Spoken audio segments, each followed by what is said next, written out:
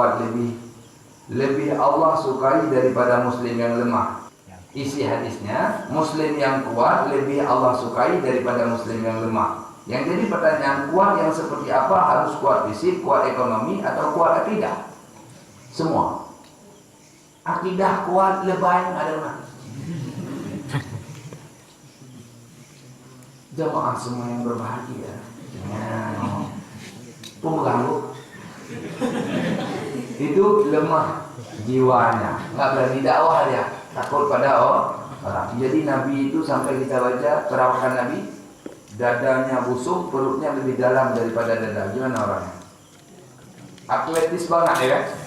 Enggak, Rasul kita gendut perut, enggak. Juara sembuh lagi Rasul kita.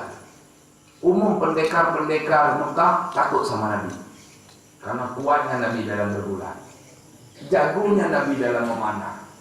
Dan Nabi memerintahkan kita untuk belajar berenang, belajar memanah, belajar bela diri. Jadi kuat di segala aspek.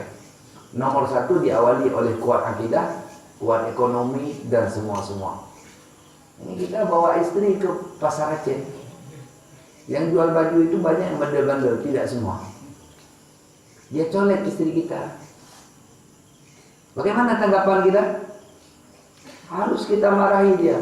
Kalau patut dipukul tangannya, pukul, karena dia colek istri kita. Kalau kita nggak kuat, bebas. Sama kita sama istri, jadi kuat semua.